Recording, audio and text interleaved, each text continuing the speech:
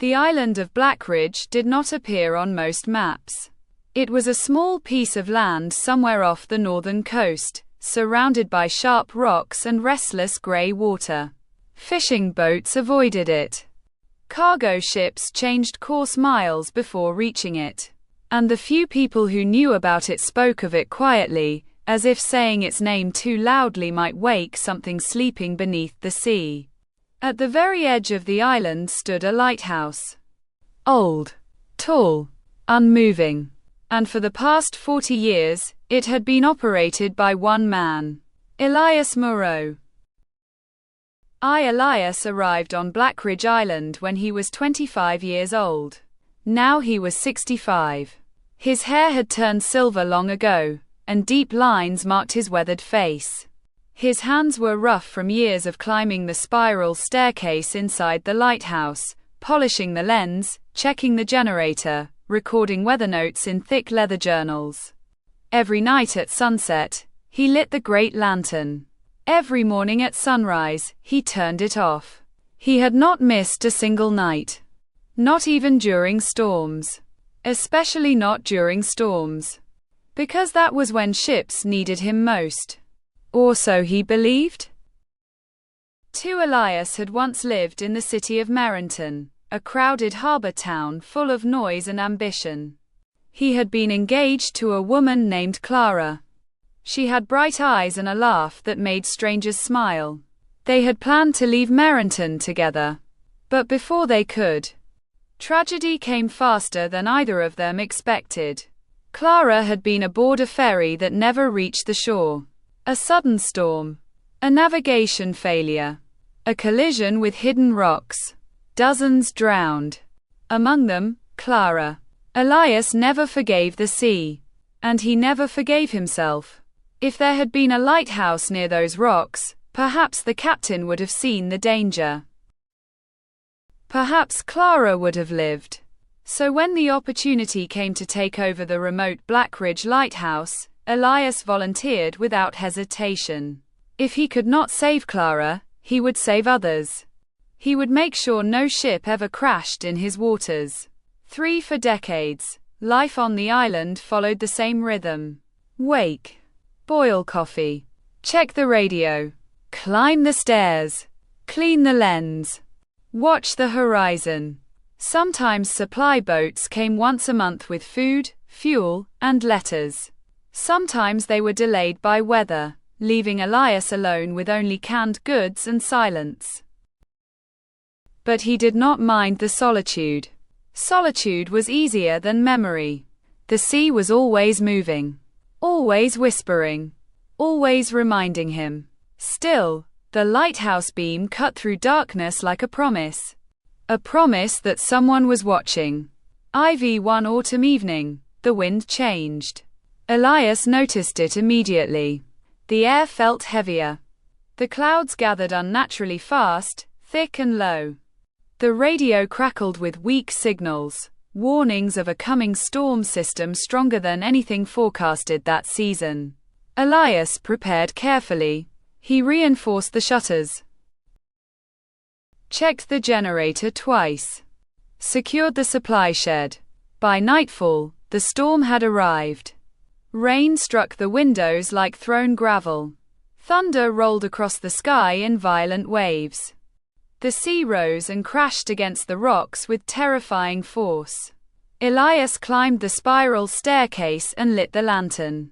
The great light began to turn. One slow rotation. Then another. He stood beside the glass, watching the beam sweep across black water. And then he saw it. Far beyond the usual shipping path. A faint, flickering light. Too small to be a cargo ship. Too unstable to be steady. A boat. And it was drifting dangerously close to the reef. Elias rushed downstairs to the radio. "This is Blackridge Lighthouse," he called. "Unidentified vessel northeast of the reef." Only static answered. He tried again. Nothing. The storm interfered with the signal. The small light outside dipped and vanished behind a wave. Then reappeared. Closer. Elias made a decision he had not made in 40 years. He grabbed his heavy raincoat and the emergency flare gun. He left the lighthouse. The wind nearly knocked him down as soon as he stepped outside. Rain soaked him instantly. The rocks were slippery, treacherous. But he moved carefully along the narrow cliff path toward the lower signal point, a rocky outcrop closer to the sea. The boat was clearer now. A small sailboat, its mast broken, its sail torn. It was being pulled directly toward the reef that had destroyed so many ships in the past. Elias fired a flare into the sky. A burst of red light exploded through the storm. He fired another. Then another. The boat shifted slightly. Whoever was inside had seen. But the waves were too strong. The sailboat struck a rock. Wood cracked. Elias felt his heart stop. "No," he whispered. He scrambled down the cliff path toward the small emergency rowboat secured at the base of the island. He had not used it in years. The sea was violent. But he untied it anyway. "This is why you're here," he muttered to himself. And he pushed off into the storm. 7. The rowboat rose and fell like a leaf in chaos. Every wave threatened to flip him over. Salt water filled his eyes and mouth. His arms burned from rowing against the current. But he pushed forward. The broken sailboat was half submerged now. As Elias approached, he saw movement. A young woman clinging to the remains of the mast. Her face pale. Her eyes wide with fear. "Hold on," he shouted. She could barely hear him over the storm. Elias maneuvered closer. Timing the waves carefully, he reached out and grabbed her arm. A massive wave crashed over them. For a terrifying second, everything disappeared beneath water. Then they resurfaced. Coughing, gasping. He pulled her into the rowboat. The sailboat vanished into the dark sea. Elias turned toward the island. Row, row, row. Each movement felt like lifting stone. But slowly, inch by inch, they reached the rocky shore. 8. Inside the lighthouse, wrapped in blankets, the young woman finally spoke. "My name is Mira," she said weakly. Elias poured her hot tea. "You're safe now." "I thought I was going to die." He nodded quietly. "So did someone I loved."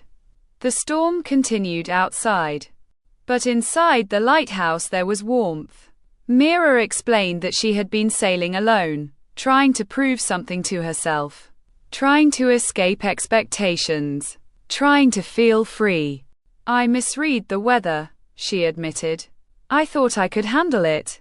Elias looked at her carefully. "The sea is not something to conquer," he said. "It is something to respect." She glanced around at the walls covered in journals. "You live here alone?" "Yes." "For how long?" "Long enough." She studied his face. "You've been running from something." The words surprised him.